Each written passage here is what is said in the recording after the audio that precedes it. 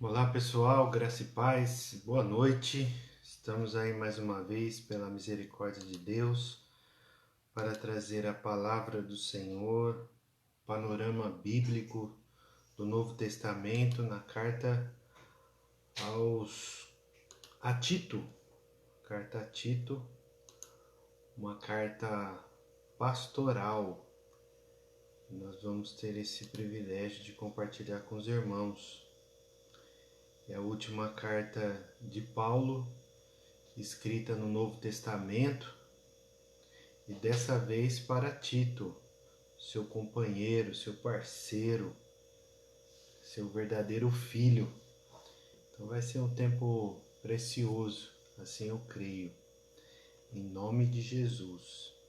E semana que vem nós vamos ter a carta de Filemon, que é uma carta da prisão também, e aí sim nós temos Hebreus, Tiago, Pedro, João, Judas e Apocalipse. Estamos avançando, graças a Deus, em um tempo precioso aí, em nome de Jesus.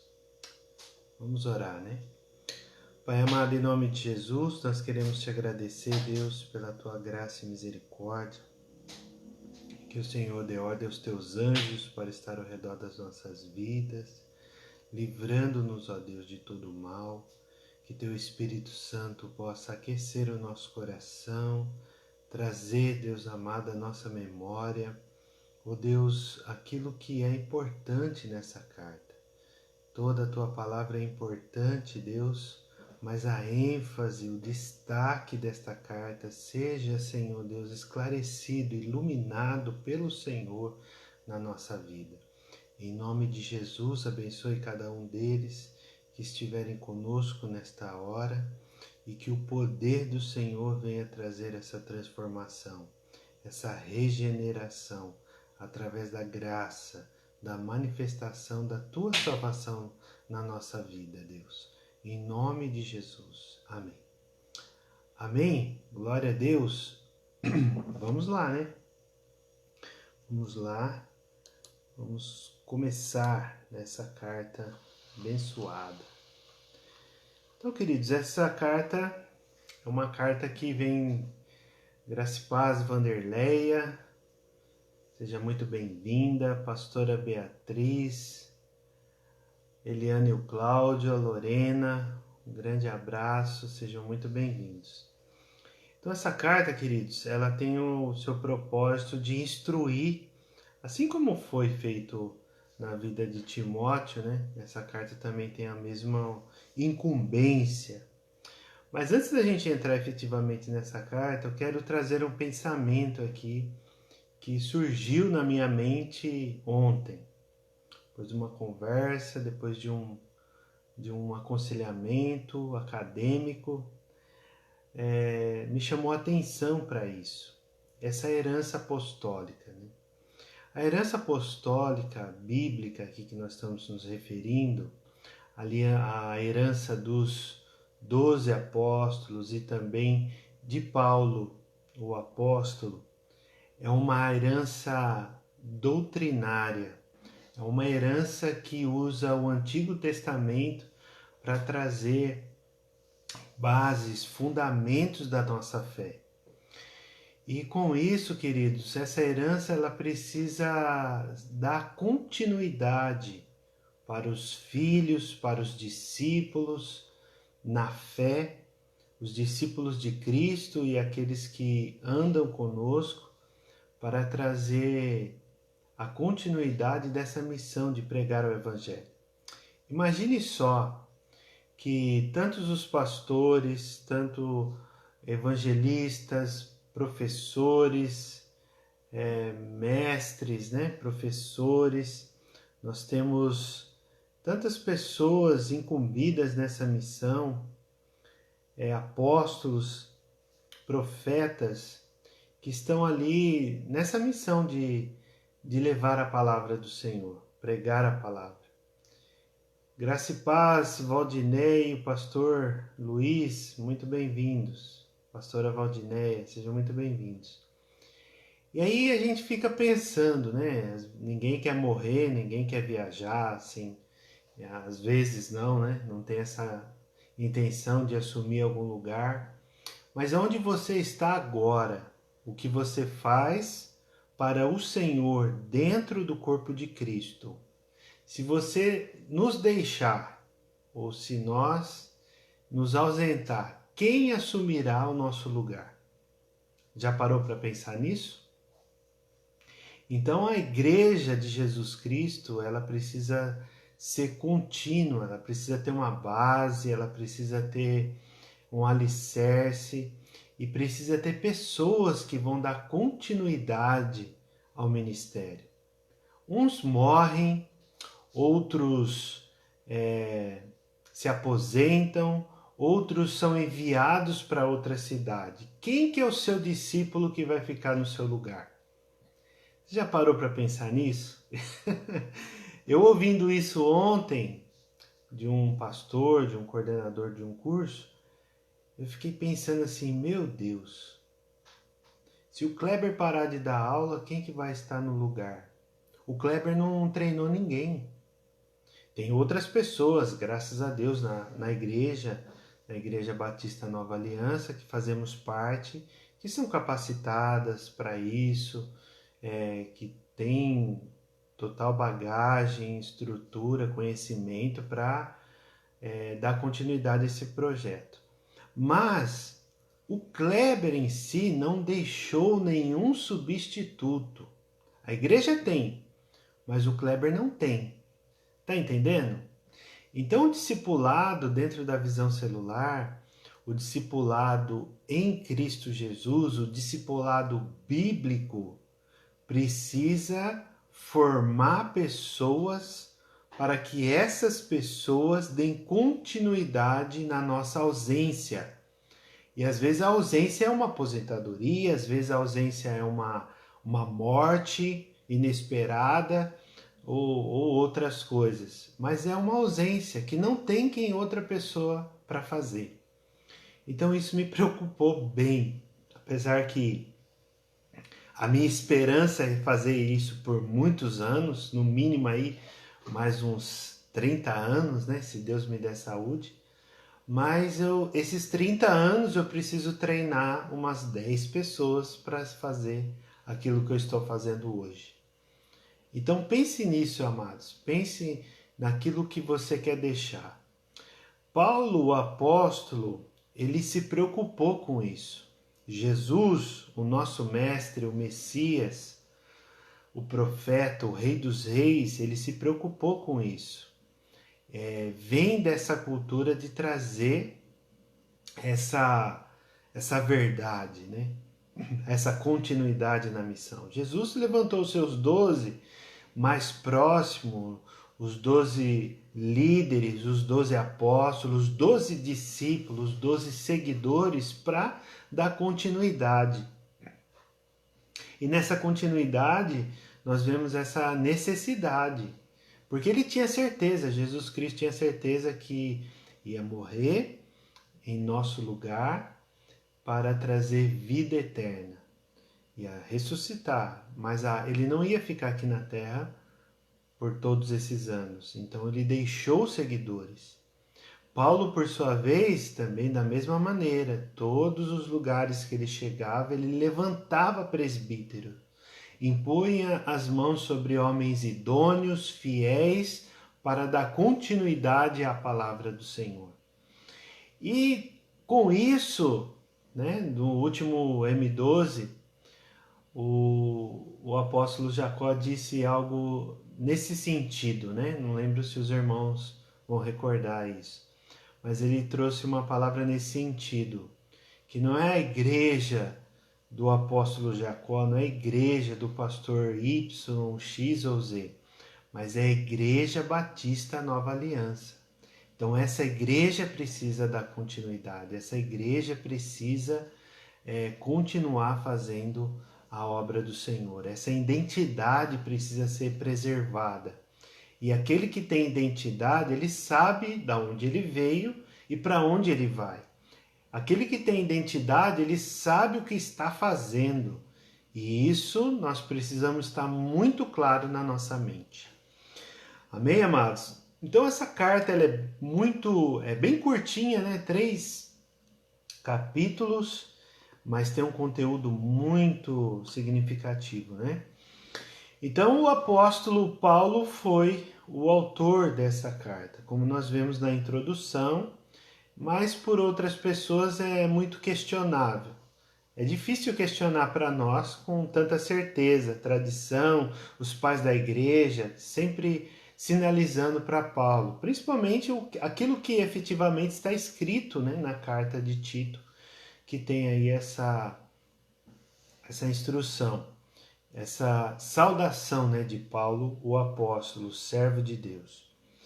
E também o que ele traz? Ele traz a instrução a Tito, seu verdadeiro filho na fé, para colocar ordem nas igrejas de Creta. Creta, ela fica no extremo sul, né, dentro do mar Mediterrâneo, mas no extremo sul da Grécia, né, no caso, Acaia. Então, para baixo ali de Corinto, a cidade de Atenas, que fica na Acaia, na Grécia. Então, você entrando dentro do mar, você anda mais alguns quilômetros e chega nessa ilha. Essa ilha era muito populosa, era uma ilha grande, com bastante movimentação, porque no curso dos navios, eles paravam nessa ilha para esperar a ventania, né, o frio, as tempestades se amenizar, e também eles paravam lá para trocar as suas mercadorias, para comprar, para vender. Então essa ilha é muito importante. E essa ilha também tem esse propósito com as igrejas. Paulo ele está com essa finalidade de poder levar a Tito, ele foi deixado lá para essa missão, para colocar a igreja em ordem, para colocar a casa de Deus em ordem, incluindo também a qualificação dos anciãos, dos líderes, dos bispos, muito semelhante de 1 Timóteo também, que nós já vimos há 2 semanas atrás, e também a instrução de vários grupos sociais, no caso a família, homens velhos, mulheres idosas, mulheres velhas, jovens, servos. Então todos eles, incluindo Tito, deveriam ser padrão aos fiéis. Só que dentro de tudo isso existia o mesmo problema que tinha em Éfeso, existia também algo muito semelhante na ilha de Creta, né? Então, amados, de onde ele escreveu? Essa carta Paulo escreveu provavelmente entre a primeira prisão com a segunda prisão em Roma. Então, quando ele escreveu para Timóteo, ele escreveu também para Creta. Diferentemente da primeira prisão que ele esteve lá, no finalzinho do capítulo 28 de Atos, que ele escreveu para Filipos, escreveu para Tessalônica, escreveu para Tessalônica não, para Filemon, para Efésio, então para Éfeso, né? Então para essas cartas foram encaminhadas já ele preso na primeira prisão. Agora aqui não, aqui é um diferenciado. Vamos dizer assim que ele saiu liberto, deixou Tito em Creta e prosseguiu para Éfeso na Ásia Menor com Timóteo. Depois ele foi para Macedônia, inspirado por Deus, provavelmente, e de lá ele foi preso a segunda vez. Isso não tem registro bíblico, isso somente é história. Então, amados, essa época, se Paulo foi morto, decapitado no ano 67, provavelmente 67 ou 68, aqui essa carta já foi em 62, 63, ou algo semelhante. Então, Paulo havia deixado, né, Tito em Creta para terminar de colocar em ordem essas coisas. Então, como eu havia dito, essa carta é muito semelhante à carta de 1 Timóteo. A diferença, amados, que nós vemos, a paz Maria, graça e paz, seja muito bem-vinda. Então, essa carta, ela tem uma similaridade com a primeira carta de Timóteo. as mesmas instruções pastorais, de liderança, de como pregar a palavra, tem muita coisa semelhante, mas de uma forma mais objetiva, mais condensada, vamos dizer assim. Então aqui, amados, nós temos essa grande instrução, né, de Paulo. Só que, por exemplo, a diferença de Timóteo para Tito. Timóteo era jovem, era tímido e doente. Agora, Tito não, por sua vez, ele era diferente. Ele era uma pessoa ousada. Por quê? Porque ele foi encarregado de levar a primeira carta para a igreja em Corinto, onde existiam muitos problemas lá que estavam acontecendo, como nós já falamos em aulas passadas. Então ele teve que tomar atitude. E olha só que interessante, como Timóteo foi apresentado, né, pelo apóstolo Paulo para que ele fosse efetivamente, né, respeitado naquele lugar. Tito, ele foi colocado como um homem, em 2 Coríntios capítulo 12, versículo 18, ele foi colocado como o mesmo espírito e as mesmas pisadas, a mesma capacidade, né, de compreensão, a mesma missão.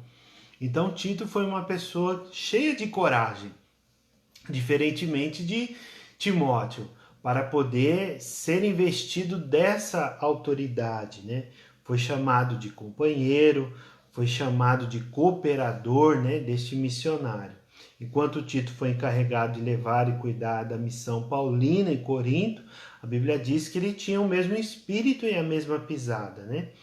Tito era em um quesito, né, diferentemente de Timóteo, porque ele era filho de pais gentios. Nós vamos ver no início dessa carta, logo nos primeiros versículos, a respeito de uma fé comum.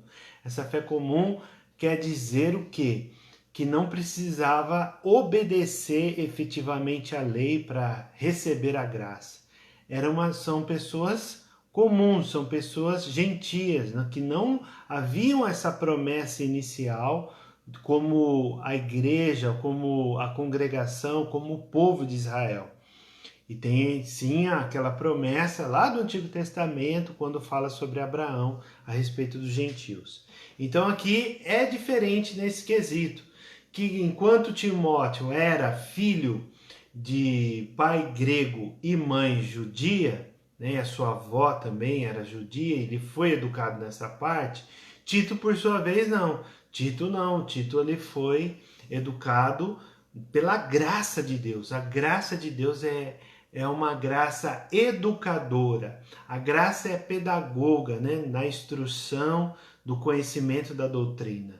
Então a graça de Deus capacitou a vida de Tito nessa missão. E aqui Paulo ele vai trazer isso, né? Então vamos lá, queridos, sem mais delongas, depois você pode ler o material com mais calma. Vamos abrir aí a sua Bíblia, a minha Bíblia, em Tito, capítulo 1, versículo 1 também. Vamos ler?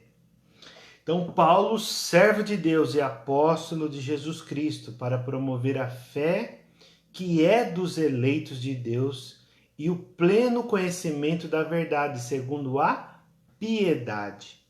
Então, nesse versículo 1, nós entendemos o quê? Que essa missão de Paulo era promover a fé.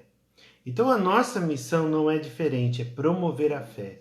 E essa fé precisa estar contida na palavra de Deus, precisa estar esclarecida. A minha missão e a sua missão é esclarecer a palavra de Deus. A palavra de Deus não pode conter dúvida no coração das pessoas que estão à nossa volta. Não pode ter dúvida no nosso coração. A nossa função é trazer esclarecimento, trazer clareza, trazer luz para o entendimento das pessoas que estão lendo a palavra de Deus. Como aquela pessoa que estava junto com Felipe lá no caminho e ela falou lendo Isaías, ele não entendia, mas aí Felipe foi lá, entendes o que lês? Então é isso que nós precisamos, sempre estar perguntando. Você está entendendo o que você está lendo na palavra de Deus? Qual que é a sua dificuldade? Então Deus vai trazer essa compreensão, essa capacitação para mim, para você, para explicar para essas pessoas. E esse mesmo poder que opera em nós vai operar também na vida dessa pessoa para receber essa instrução, esse esclarecimento. Então não pode ter dúvidas. Nós somos pessoas chamadas por Deus para esclarecer a palavra. E aqui para promover essa fé.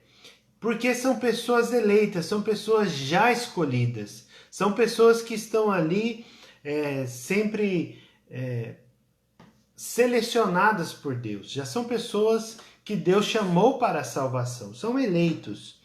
E escrevo na esperança da vida eterna que o Deus que não pode mentir prometeu antes dos tempos eternos. Então Deus, ele prometeu a vida eterna. E ele prometendo a vida eterna, ele não mente. Ele não vai mentir. Ele não vai dizer para você aquilo que ele não pode cumprir. Ele não vai ser homem para que minta, nem filho do homem para que se arrependa. Então a Bíblia diz muito claramente a respeito disso. Então aqui Paulo está trazendo isso para que a pessoa que, no caso Tito e também a igreja em Creta, possa receber essa injeção de esperança. Então, no momento oportuno, manifestou a sua palavra mediante a pregação que me foi confiada por ordem de Deus, nosso Salvador. Então, essa ordem, essa comissão que Paulo recebeu, alcançou a vida de Tito. E olha onde que Tito estava agora. Além de percorrer uma grande parte, desde depois de 14 anos que Paulo havia se convertido lá na carta de Gálatas, ele foi para Jerusalém.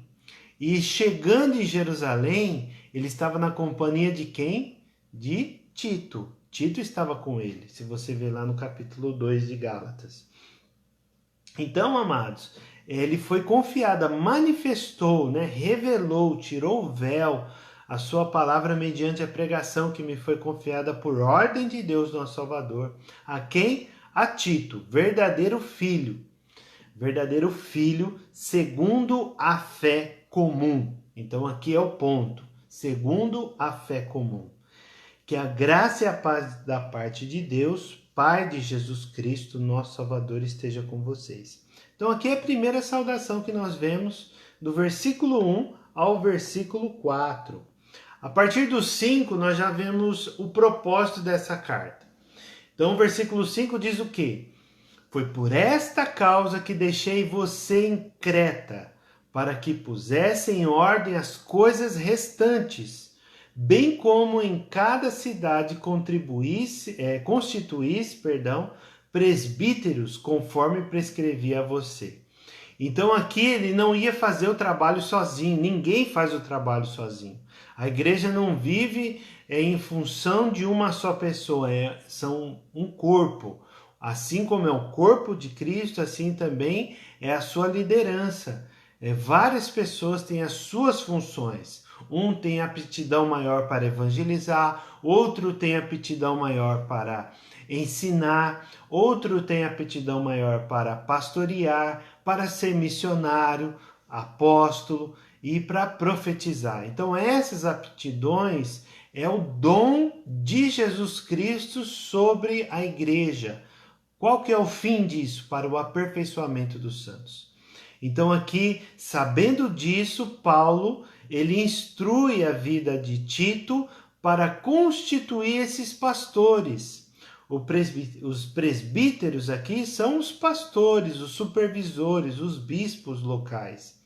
E como que ele, conforme prescrevia a você? Então é algo que ele já havia falado. E aqui olha só que detalhe interessante, que ele está trazendo uma lista. Salvo engano, são 17 qualificações que eu contei. 17 qualificações que estão dizendo que ele é irrepreensível, que não pode haver correção na vida dessa pessoa, que ele não contém erros. Marido de uma só mulher, como a gente explicou 2 semanas atrás, marido de só uma mulher não quer dizer que ele precisa ser casado uma única vez, mas que esse segundo ou terceiro casamento seja um casamento legítimo, que não haja traição, não haja burlar, né, essas condições, que seja por abandono, seja por viuvez, seja por adultério. Entendeu? Essas 3 condições que a pessoa precisa estar legitimada para esse casamento. E dentro disso, tanto o primeiro quanto o segundo ou terceiro, dentro desse contexto, o marido precisa ser fiel à sua mulher. Ser um marido que está provendo a saúde emocional da sua mulher, está provendo também os recursos para a sua casa. É essa fidelidade que Paulo está falando a respeito, né, do marido de uma só mulher. Que tenha filhos. Esses filhos sejam, primeiro, crentes. Segundo, que não são acusadores à devassidão, à imoralidade, a atos obscenos. Esses filhos não têm que ser crentes. Não sejam acusadores de imoralidades e também não sejam insubordinados, rebeldes, resistentes. Então, os filhos têm que ter essas 3 características: não insubordinados, não acusados de devassidão e sejam crentes. E aí, prosseguindo, porque é indispensável que o bispo, ou o presbítero, ou o pastor, por ser encarregado das coisas de Deus, seja irrepreensível. Olha como repete essa palavra 2 vezes. Não arrogante. Então, quando um líder ele é arrogante, o que acontece? Ele afasta as pessoas. Ele não atrai as pessoas. A educação, o respeito, cabe em qualquer lugar, e isso é aceitável, isso é agradável, isso é gentil em qualquer lugar que você esteja. Então, ao contrário disso, uma pessoa arrogante, ela não vai conseguir manter a liderança, as pessoas à sua volta, entende? Então, o bispo não pode ser arrogante. Alguém que se irrita facilmente. Isso aqui é difícil, hein? Isso aqui é difícil porque, veja bem, a pessoa ela pode se irritar, como diz a palavra lá de Paulo, a carta aos Efésios.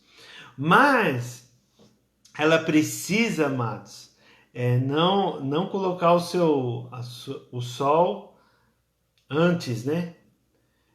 Como diz lá em Efésios, né? Vamos ler aqui. Que me fugiu o texto agora. Efésios capítulo 4 tem essa instrução. Efésios capítulo 4, ele diz isso, né? Vamos ver aqui. No versículo 26. Fiquem irados e não pequem. Não deixe que o sol se ponha sobre a ira de vocês. Quer dizer o quê? Resolva isso.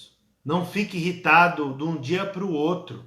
É isso que Paulo está querendo ensinar aqui para essa igreja e, consequentemente, dentro dessa teologia de Paulo, Graça e Paz, Roseli e Maílson, sejam muito bem-vindos. Então, dentro disso, essa arrogância, essa pessoa que se irrita facilmente, ela não pode também ser apegado ao vinho. Quer dizer o quê? Viver embriagado pelo vinho. Então a Bíblia condena a embriaguez pelo vinho, pela bebida alcoólica. Não pode ser violento. Entende? Como que um bispo, um presbítero, um pastor, um supervisor de igreja, um líder de igreja vai ser violento com as outras pessoas, né? Violento em vários sentidos. E nem também ganancioso, que sempre está buscando receber lucros. Pelo contrário, o bispo deve ser hospitaleiro, amigo do bem, sensato, justo, piedoso, deve ter domínio de si, ser apegado. Imagina ser apegado à palavra fiel. Então, ser apegado, você imagina, o que você se apega fácil? Uma coisa assim que eu me apego fácil é chocolate. Então tem alguma coisa que te apega, né? Que te faz ali ficar grudado, fascinado. Então ser apegado nesse sentido, aquilo que te dá prazer, precisa ser a palavra de Deus. Precisa ser. Porque se você for apegado, é igual uma arma de fogo para um policial, por exemplo. Ele não pode deixar ela em qualquer lugar, ele precisa estar sempre apegado, à distância de um braço. Ele alcançar aquela arma para se proteger e proteger também as outras pessoas que estão à sua volta. Teoricamente precisa ser assim. Então, queridos, a palavra de Deus precisa ter a mesma distância de um braço, que a gente vai lá e alcance muito de uma forma fácil, né? Rápida, né? E para que a gente possa consultar, para que a gente possa meditar nessa palavra. Graças a Deus hoje temos a tecnologia de colocar a palavra de Deus dentro da Bíblia. É uma coisa assim incrível, que eu lembro que a primeira vez que o Marcos, o líder, né, esqueci o sobrenome dele, o líder que foi do pastor João e da pastora Beatriz, ele disse assim, que Kleber, agora tem um aplicativo com a Bíblia. Eu falei, mas como que é isso? Tem um aplicativo dentro do celular com a Bíblia inteira. Eu falei, não cabe, rapaz. Na minha cabeça eu não consegui entender isso. Muito mais. Marcos Ribas, obrigado, pastor. Então, o Marcos Ribas me disse isso. Aí ele falou, não, mas cabe. Eu falei, mas não é possível, rapaz. E realmente era aquilo mesmo, e hoje nós vemos essa facilidade. E além de ter a Bíblia, nós temos várias traduções dentro de um só aplicativo. Olha só que maravilha isso, queridos. E às vezes as pessoas têm dificuldade de entender essa palavra, de usar a força poderosa, como nós dissemos na célula, né? O Cláudio ministrou a célula, foi uma bênção, e ele estava dizendo sobre a importância da palavra, e a palavra tem essa potência toda, mas nós precisamos administrar ela, né? Conhecer ela, ser apegado à palavra, né? Ser apegado, não ser apegado, olha só que interessante. Está falando que o bispo não pode ser apegado ao vinho. Por quê? Porque o vinho traz embriaguez, o vinho traz alívio no sofrimento, pode ser físico ou emocional. Por isso que muitas vezes as pessoas bebem muito, né? Se embriagam muito. Então, por conta disso. Então, para trazer esse alívio. E aí ela fala ao contrário. Paulo está falando ao contrário para Tito. Precisa ser apegado ao quê? À palavra. Então, apegado à palavra fiel, que está de acordo com a doutrina, para que possa exortar pelo reto ensino e convencer os que contradizem esse ensino. Olha só que interessante, não tem muita gente que questiona a sua crença? Não tem algumas pessoas que falam, Jesus foi uma pessoa comum, ou às vezes, Deus não existe, Deus é uma força, um poder, alguma coisa não sei do que, e vai querendo contradizer aquilo que você está falando, pregando. Então, se a pessoa está apegada à palavra fiel, ela vai ter argumentação legítima, porque a palavra de Deus é a nossa confissão de fé e prática, para argumentar com excelência, com substância, com consistência, os argumentos que estão vindo contra nós. E isso só é possível pela sã doutrina, pela doutrina correta, pela doutrina correta que nos traz esse conhecimento. Entende, queridos? Então é isso que ele está dizendo. Aí ele prossegue já direcionando a respeito dos falsos mestres, que sempre estão em todo lugar. Esses caras dão trabalho, né? Você já percebeu que todo lugar que Paulo estava, que Jesus estava, tinha o grupo dos judaizantes que estavam sempre questionando o cristianismo, porque o cristianismo era novo e não tinha nenhuma obra que o fizesse e dar uma garantia, uma visibilidade. Eu estou guardando a lei, estou cumprindo os mandamentos, por isso eu vou ser salvo. Não, o cristianismo era para quê?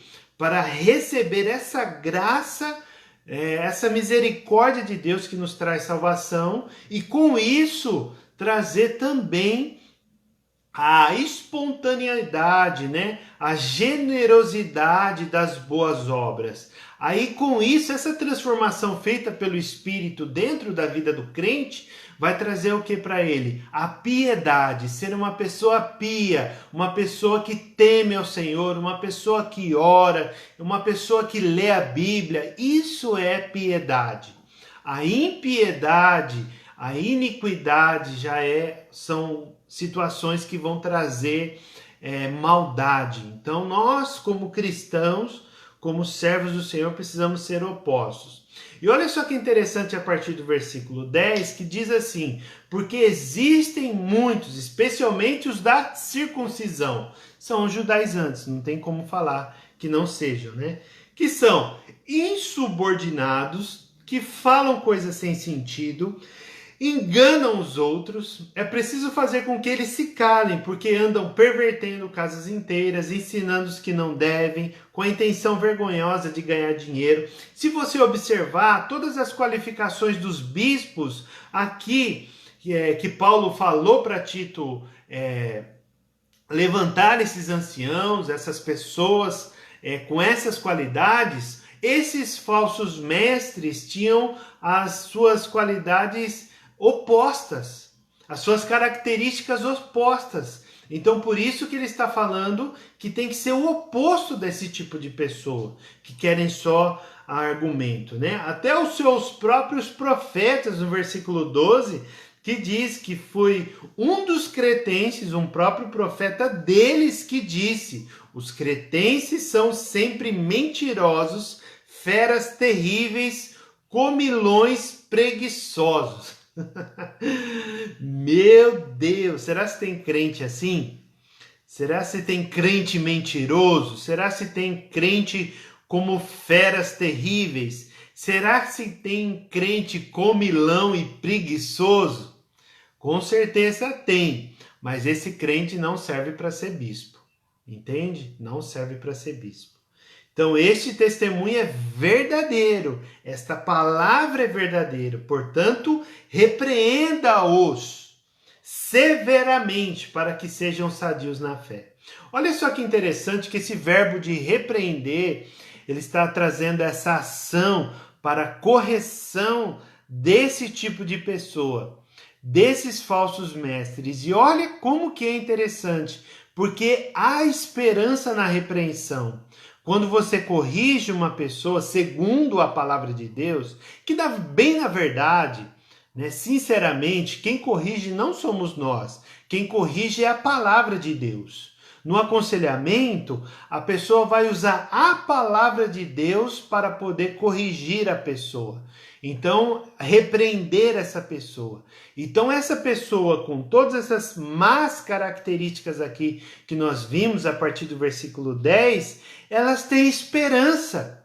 Se elas forem repreendidas, elas podem ter a sua fé sadia, para que sejam sadios na fé e não se ocupem com fábulas judaicas nem em mandamentos de gente que se desvia da verdade. Olha só que tremendo que é isso, que importantíssimo é isso. Então, todas as coisas são puras para os puros, mas para os impuros e descrentes nada é puro, porque tanto a mente como a consciência deles estão corrompidas. Então, quem são essas pessoas que têm a mente corrompidas? Aquelas pessoas que estão se ocupando em fábulas judaicas, estão se ocupando em mandamentos que se desviam da verdade. Entende? Então essas pessoas estão sendo comprometidas, né? Corrompidas na sua mente e na sua consciência. Não tem prazer, não tem sensatez. Porque o bispo precisava ser sensato. Veja bem no início aí desse capítulo. E aqui está faltando o quê? Sensatez. Entende? Sempre é o oposto. E afirmam que conhecem a Deus. Tem pessoas que afirmam que conhecem a Deus e pelos seus frutos nós não encontramos nada de Deus. É fato, porque a Bíblia diz aqui também. Afirmam que conhecem a Deus, mas o negam por meio do que fazem. Então não sustenta aquilo que falam, porque não fazem. Entende? Então essa atitude do crente precisa estar confessando, mas fazendo. Confessando a graça salvadora através do Evangelho de Jesus Cristo, mas também praticando as boas obras de piedade. Entende? E é por isso que são abomináveis. Pensa numa coisa abominável, pensa numa coisa que causa rejeição, afastamento, isolamento. Uma pessoa que está passando por uma dificuldade e ela não é querida, não é quista no meio do corpo. Ela não se encaixa dentro do corpo, dentro de uma família. Então uma coisa que é abominável aos olhos de Deus, aos olhos da igreja. Então essa pessoa abominável é aquela que só fala, veja bem, é aquela que só fala que conhece a Deus, mas não faz coisa nenhuma. Essa é uma pessoa abominável, desobediente e reprovados para qualquer boa obra. Olha só quanta coisa que nós temos aqui, né? Vamos prosseguir para o capítulo 2, aproveitando que só temos 3. Mas você, Tito, meu verdadeiro filho, Paulo dizendo, meu companheiro, meu ajudador nas missões, mas você ensine o que está de acordo com a sã doutrina. É essa a nossa missão, amados. Nós temos que expor as escrituras de uma forma muito fácil para compreensão, mas não se esquecendo da riqueza do texto, não se esquecendo do conteúdo que agrega valores para nós segundo a palavra, da verdade, a sã, aquela doutrina que é pura, aquela doutrina que é a essência da palavra de Deus. Então é isso que nós precisamos. Aí ele começa a discorrer em alguns grupos aqui, né? O primeiro grupo são homens idosos, o segundo são as mulheres idosas. Então você vê, poderia falar sobre família, né? Mas não, ele está fazendo de uma forma para que haja uma comunicação entre as partes. Então, por exemplo, homens idosos não têm, às vezes, os mesmos hábitos, a mesma linguagem com as mulheres idosas, apesar de ser da mesma faixa etária. Mas aqui é específico, tratando com os homens e tratando com as mulheres idosas. Tem a sua missão, a sua importância. Aí ele prossegue também para os jovens, né?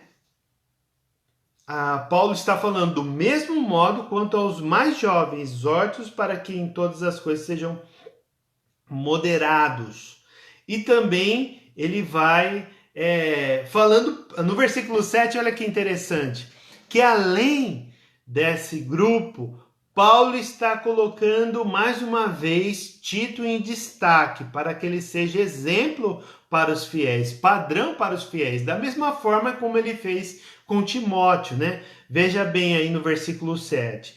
Seja você mesmo um exemplo de boas obras. Então, seja você mesmo, Tito, um bom exemplo, um exemplo de boas obras. Quais são essas obras, Kleber? Qual que é a boa obra? A boa obra é entregar sopa na rua? Sim, com certeza.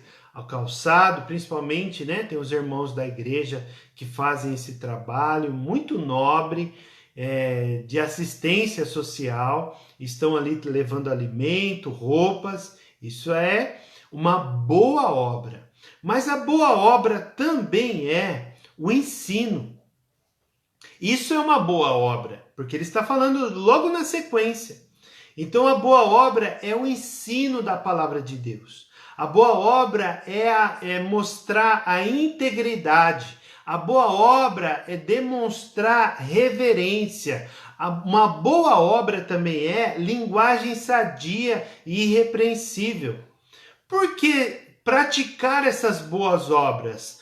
Para que o inimigo, o nosso adversário, seja envergonhado e não tenha nada de mal a dizer a nosso respeito. Então está muito claro no versículo 8 aqui a consequência, o propósito dessa boa obra, para que o nosso adversário, tanto espiritual como físico, né? E com certeza o físico está por trás ali, o espiritual, né? E essas pessoas que se consideram os nossos adversários, eles vão querer acusar, vão querer difamar o crente. Verdade ou não é? Vai querer levantar calúnia sobre o pastor, sobre o líder, sobre o professor, sobre o patrão, sobre as pessoas que estão à sua volta. É da índole dele levantar fofoca, calúnia, difamação. Agora, se o crente está nessa condição de ser preservado nessa boa obra, no ensino, na integridade, na reverência, numa linguagem sadia e repreensiva, ele não vai ter do que falar. Tá entendendo?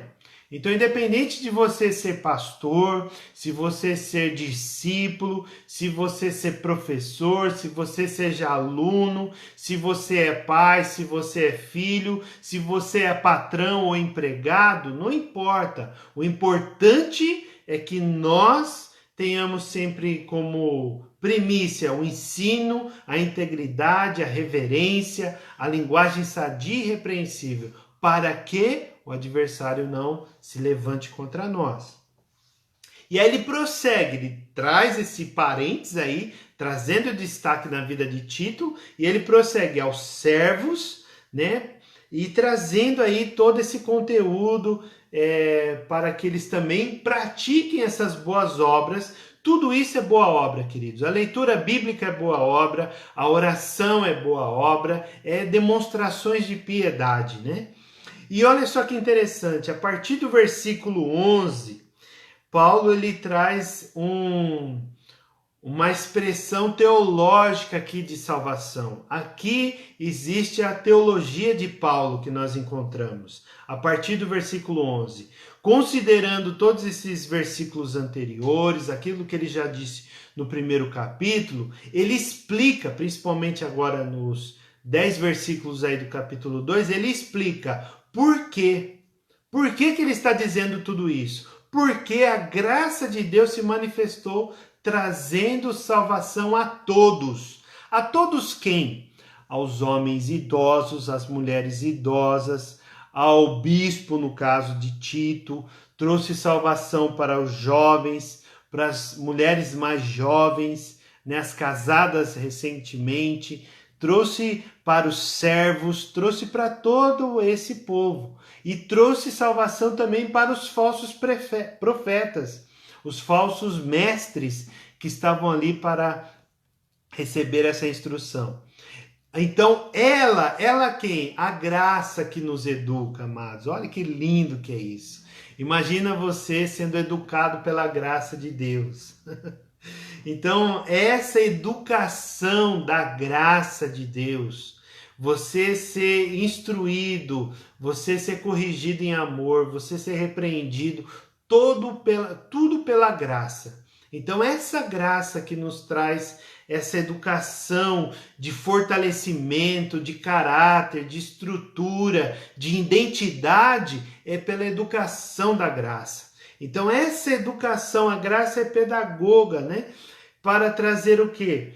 Para que renegadas a impiedade, banidas, impiedade, as paixões mundanas, vivamos neste mundo conforme de forma sensata, justa, piedosa, aguardando a bendita esperança e a manifestação da glória do nosso grande Deus e Salvador Jesus Cristo. É tremendo isso, hein? Olha só, e continua no versículo 14. Ele deu a si mesmo por nós, a fim de nos remir, perdoar de toda iniquidade e purificar para si mesmo um povo exclusivamente seu, dedicado à prática de boas obras. Então ele encerra esse capítulo falando o que para Tito? Ensine, Tito, estas coisas. Não deixe de falar, Tito. Abra sua boca e ensine. Libere essa palavra, Tito. Libere a sua boca, pregue a palavra. Essa sã doutrina precisa ser exposta, precisa ser conhecida por todas as pessoas que estão à sua volta. Então é essa ênfase aqui que ele está trazendo. Ensine estas coisas, Tito. Também exorte, repreenda com toda a autoridade concedida pelo Senhor, e que ninguém despreze você. Não vai desprezar por quê? Porque ele não é o apóstolo, né? Não vai desprezar por quê? Porque ele não é um dos 12, né, de Jesus. Não vai desprezar por quê? Porque ele não tem uma autoridade,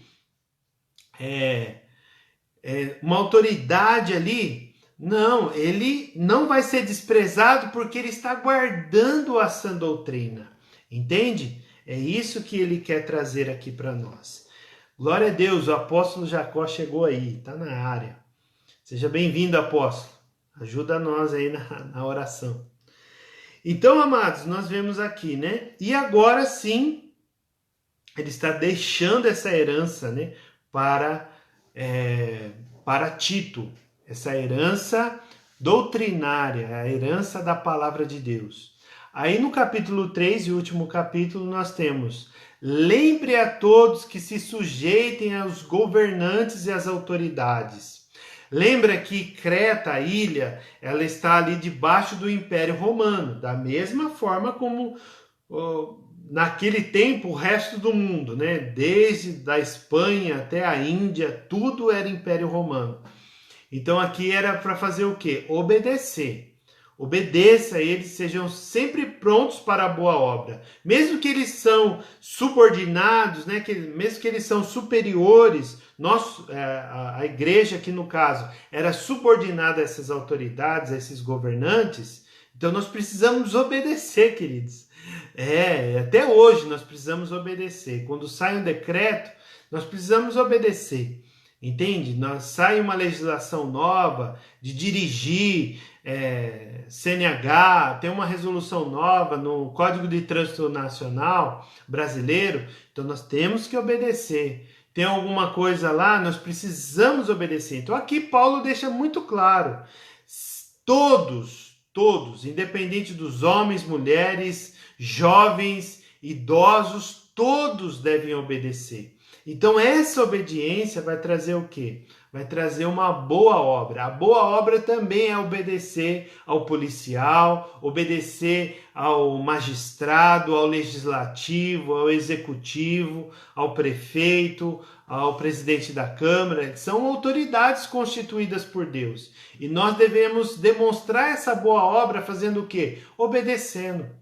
Não contradizendo, não se manifestando, se rebelando. É claro, aquilo que não fere os princípios cristãos, mas nós precisamos obedecer. Que não difame ninguém, né? Não difamar o prefeito, o presidente. Às vezes tem muita brincadeira e o brasileiro gosta de uma piada, né? E faz piada com tudo, e o brasileiro faz a piada e dá risada da piada. É uma verdade, mas não pode difamar. Tem pessoas que se revoltam, perdem o sono por conta de política, por exemplo. Então, que não difame ninguém, que sejam pacíficos, cordiais, dando provas de toda cortesia para com todos. Pois nós também, no passado, aqui ele começa a demonstrar, falar aqui do seu testemunho. Ele diz, como ele fala nós também, ele está incluindo Tito. Porque se Tito veio com ele lá de Jerusalém, depois de 14 anos da sua conversão, como está registrado lá em Gálatas capítulo 2, quer dizer o quê? Que ele já se conhece há um longo tempo. Entende? Então, pode ser ou não, mas um dando testemunho para o outro, já teve aquela confissão, e aqui é onde que Paulo entra e diz: pois nós também no passado éramos insensatos, desobedientes, desgarrados, e aí ele vai dizendo aqui. E aí tem outra parte teológica, que a teologia de Paulo da salvação, que é a partir do versículo 4, que na minha opinião é um dos versículos, são 4 versículos, né? 4, 5, 6, 7 e 8 também, falando a respeito de uma teologia bíblica da salvação. Aqui Paulo ele está enfatizando a graça e a boa obra. Mas como que isso acontece? Ele vai explicar aqui a partir do versículo 4. Mas quando se manifestou a bondade de Deus, nosso Salvador, e o seu amor por todos. Então olha só que a bondade de Deus e o seu amor que trouxe salvação para nós. Ele nos salvou, não por obras de justiça praticada por nós. Olha, tudo que você fizer pensando em salvação vai ser um plano frustrado. Ah, eu vou fazer isso, vou fazer aquilo porque Deus se agrada e eu vou preservar a minha salvação. Não, está errado. Está errado porque isso não vai garantir a sua salvação. O que vai garantir é a sua fé em Cristo Jesus. É pela fé, é pela graça somente. E essa graça que vai te capacitar para a salvação. Porque essa graça se manifestou através da bondade e do amor do nosso Salvador para nós. E ele nos salvou, não por essas obras, mas segundo a sua misericórdia. Olha só que nós vemos a bondade, o amor e a misericórdia de Deus. Ele nos salvou mediante o lavar regenerador e renovador do Espírito Santo. Então essa obra é de Deus. A obra da salvação é de Deus. Então, aquilo que você sentiu sendo lavado, regenerado, renovado, foi por causa do Espírito Santo. É esse Espírito Santo, queridos, que te capacita, que te unge para fazer a vontade dele, que te unge a pregar essa sã doutrina, pregar a palavra de Deus a todas as pessoas que estão à sua volta.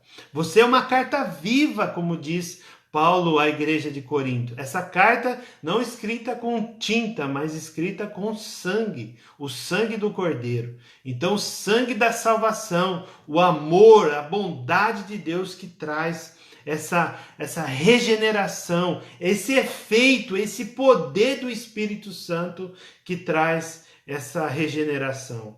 Como nós podemos explicar isso? Ninguém consegue explicar. Como que você se converteu? Ninguém consegue explicar. Mas é a ação do próprio Deus, da pessoa do Espírito Santo, que traz isso. A fim do quê? Faz tudo isso para quê? Para que serve tudo isso? A fim de que, justificados por graça, nos tornemos seus herdeiros. Então a herança, olha a bendita herança do Senhor aqui.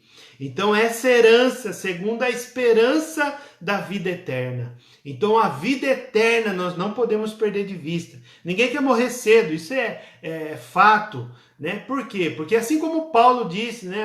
O meu viver, meu morrer é lucro, né? Meu viver em Cristo. Então quer dizer o quê? Enquanto ele estiver vivo, ele vai estar servindo a Deus. Vai estar servindo a igreja. Então, enquanto nós estamos vivos, depois de tudo isso que está passando, e nós estamos passando, e iremos passar assim, Deus permitindo, é porque nós temos uma boa obra a se fazer. Não podemos parar. Nós precisamos continuar pregando na célula, pregando na escola bíblica, pregando no culto, pregando no trabalho, pregando em todos os lugares. Pregando para a nossa família, sendo essa testemunha fiel e verdadeira, né, daquilo que Jesus Cristo fez em nós, para podermos herdar essa salvação, esperança da vida eterna. E, por fim, o versículo 8. Fiel esta palavra, e quero que você fale ousadamente a respeito dessas coisas. E aí, como que está a sua ousadia, meu crente? Como que está a nossa ousadia de pregar a palavra? Eu preciso de ousadia e peço para o Espírito Santo me capacitar nessa ousadia, para poder pregar a palavra. Então, essa ousadia que nós precisamos a respeito de tudo isso que nós estamos falando, que Paulo está falando aqui, para que os que creem em Deus se empenhem na prática. Precisamos empenho, nós precisamos de esforço, nós precisamos nos capacitar, nós precisamos de conhecimento, amados. Então a escola bíblica é para quê? Para você se basear. O curso de teologia é para quê? Para te capacitar teologicamente, para você defender a sua fé, não desviar. Tem pessoas que se convertem de verdade no seminário de teologia. Por quê? Porque ela traz essa convicção, conhecimento, e a fé que foi brotada ali no seu coração em Cristo Jesus, ela só aumenta. É o desenvolvimento da salvação. Então é isso que nós precisamos estar sempre pensando em crescer na graça e no conhecimento do Senhor. Entende? Por isso que as pessoas estão sempre estudando, sempre lendo livro, sempre se dedicando fielmente às Escrituras para compreender o conhecimento do Senhor. Então é esse o objetivo, né? E essas coisas são excelentes e proveitosas para todas as pessoas. Para todos, para todos. O rico, o pobre, o órfão, a viúva, o empresário, o empregado, o empreendedor, o funcionário, o patrão, o professor, o aluno, para todos. Para os mais velhos, para os mais jovens, para os escravos, para todos. Para todos essas coisas são proveitosas, né? Como diz aqui o texto. Aí ele volta à narrativa falando a respeito dos falsos mestres. Então evite discussões tolas, genealogias, controvérsias e debates sobre a lei, porque são inúteis e sem valor. Evita a pessoa que provoca divisão. Se você conhece uma pessoa que é caluniador, difamador, intrigas, oposições, rebeldia, não fique perto dessa pessoa. Se essa pessoa está dentro da igreja, afasta dela. Sai de reto, Satanás. Então, mais ou menos assim. Então, evite essas pessoas que provocam dissensões, divisões. Depois de admoestá-las uma ou duas vezes. Olha aqui aonde nos leva esse texto. Lá em Mateus capítulo 18, quando ele fala a respeito de exortar o irmão que pecou. Você vai lá e repreende aquele irmão que pecou.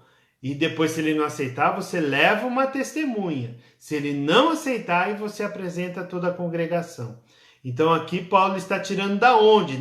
Uma ou duas vezes. Nesse sentido. Nesse sentido que Paulo está falando. Pois você sabe que tal pessoa está pervertida, vive pecando e por si mesma está condenada. Então essa pessoa que vive pecando, ela precisa ser repreendida por nós. Irmão, isso desagrada o coração de Deus, isso a Bíblia não diz para você estar fazendo isso, isso é pecado. A Bíblia diz que isso é pecado que você está fazendo. Então que você se arrependa para poder ter salvação, para a sua vida ser uma vida abundante. Então repreenda, corrige, exorte, pregue a palavra. Pregue a palavra. Quando eu lhe enviar Ártemas ou Tíquico, Tíquico é parceiro, hein? Faça o possível para vir ao meu encontro em Nicópolis. Olha só que interessante aqui também. Nesse versículo ele está falando o quê? Ele sempre manda alguém para ficar no lugar daquela pessoa que ele quer conversar, né? Aí ele vai, viaja, tudo viagem longa, né? Tem que pegar navios e muita caminhada a pé, muita distância percorrida com caminhada, né? A pé. Então esses períodos ele está sempre falando. E estou resolvido a passar o inverno aí. Ajude da melhor maneira possível Zenas, o intérprete da lei, e também Apolo, para que não lhes falte nada para a viagem. E quanto aos nossos, que aprendam também a se empenhar na prática de boas obras a favor dos necessitados, para que não se tornem infrutíferos. Todos os que estão comigo mandam saudações a você.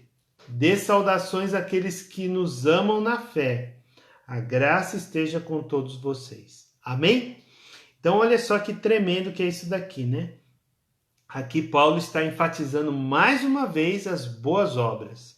Então, as boas obras só é possível quando a pessoa recebe essa graça regeneradora, né? Da bondade, do amor, da misericórdia de Deus, como nós vimos ali no texto.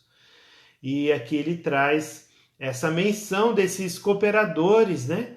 Da palavra de Deus, Zenas, Apolo, está falando de Artenas, ou Tíquico, né? Ele não sabe qual que vai enviar ainda, mas para vir ao encontro. Então essa saudação nos remete ao quê? A pessoas que estão ali junto com ele, dentro dessa missão.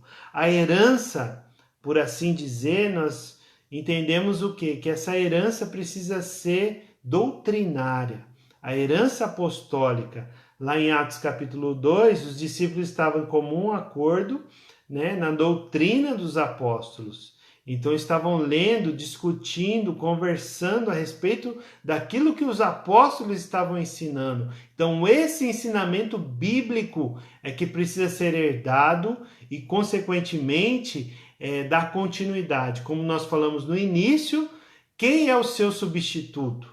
Quem que é a pessoa que você vai treinar para ficar no seu lugar? Né? Quem vai ser o próximo professor que o Kleber vai treinar, né? Essa é a minha preocupação agora, que nós não vamos viver para o resto da vida. Nós precisamos colocar outras pessoas. E isso me chamou muita atenção e eu quero pensar. Às vezes pode ser sua filha, o seu filho, pode ser um discípulo, mas que seja uma pessoa que você vai treinar na palavra. Entende? Porque se você for enviado, se você se aposentar ou morrer, quem vai te substituir? Entende? Ninguém sabe. Hoje nós estamos vivos, mas depois de algum tempo, quem será de nós? Quem é o homem, né? Quem é o homem para que se arrependa? Ninguém sabe, queridos, ninguém sabe. Então nós precisamos dizer. E o discipulado, amados, não é de um dia para a noite. O discipulado leva muito tempo. Entende? Leva muito tempo, e não só tempo de aconselhamento, não só tempo de você trazer cura, né, sobre a vida da pessoa, trazer libertação, não é só isso, estou falando de treinamento mesmo, de você ensinar a palavra de Deus, você treinar essa pessoa a ser um evangelista, a ser um missionário, a ser um profeta e assim por diante. Obviamente que o poder de Deus, a glória de Deus, o poder de Cristo, o poder do Espírito Santo vai estar sobre a vida dela, mas ela vai sempre ter um referencial. Ter um referencial. E graças a Deus pela visão celular, porque a visão celular, uma das suas um dos seus destaques, né, dentro da visão celular é fazer discípulo. Mas não só evangelismo, mas fazer mesmo. Você está ali ensinando o caminho, trilhando a doutrina. Então é isso. Pense nisso, que eu já comecei a pensar. Desde ontem eu estou pensando a respeito disso. Então que você pense também, quem será o seu substituto, né? Quando você partir para a glória de Deus, quando você falar, eu trabalhei bastante, agora meu corpo não está correspondendo para isso. Ou se você for enviado para outro lugar, para outra cidade, né? Quem vai continuar o seu trabalho? Jesus deixou os seus 12, o apóstolo Paulo, em todo lugar que foi, deixou os seus discípulos, seus filhos amados, e também ensinou a Timóteo, como nós vimos, e também ensinou a Tito a colocarem outras pessoas responsáveis. Então, aquilo que você faz na igreja, quem que vai ser o substituto? Pense nisso. Amém? Vamos orar então em nome de Jesus. Se você tem algum pedido de oração, pode colocar aí que nós vamos orar.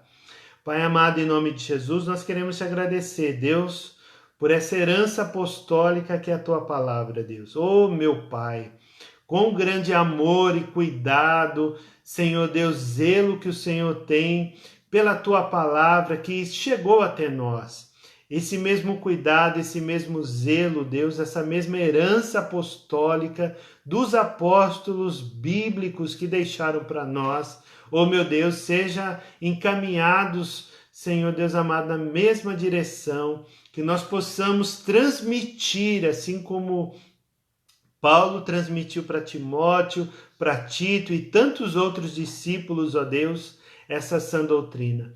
Ó meu Deus, em nome de Jesus, que o Senhor capacite e, ó meu Deus, que o Senhor tenha misericórdia de nós, que seja levantado muitos professores, ó Deus, muitos pastores, muitos missionários, Pai, muitos apóstolos, profetas, evangelistas no nosso lugar, ó Deus. Em nome de Jesus, Pai, que nós possamos treinar essas pessoas no conhecimento da Tua palavra, na sã doutrina, para que eles possam fazer o mesmo trabalho que nós estamos fazendo hoje. Em nome de Cristo Jesus, ó Deus, que nós possamos, o Senhor levante essas pessoas para que nos traga o privilégio de levar a Tua palavra a elas e essa capacitação, Deus. Em nome de Cristo Jesus. Abençoe cada pessoa, Deus, a vida do Edson e todos aqueles que estão acometidos de enfermidade, a vida do Edgar, Senhor Deus, da Núbia, de tantos outros, tantos pedidos, ó Pai, que chegam até nós, que o Senhor tenha misericórdia e alcance essas pessoas, ó Pai, na autoridade do nome de Jesus. Que o poder do Senhor, o amor do Senhor esteja sobre cada um deles, trazendo salvação, livramento, cura, Deus, em nome de Cristo Jesus. Amém, queridos? Deus abençoe, privilégio estar aqui com os irmãos. Na próxima semana estaremos de volta falando sobre a carta de Filemon, uma carta de 20 e poucos versículos que você vai ler num estalar de dedos. Então você leia e releia diversas vezes para que a gente possa estar aqui na próxima semana. Amém? Deus abençoe sua vida, continue orando pela escola, pela igreja, pelos propósitos da Igreja Batista Nova Aliança e da sua igreja também que você está. Deus abençoe.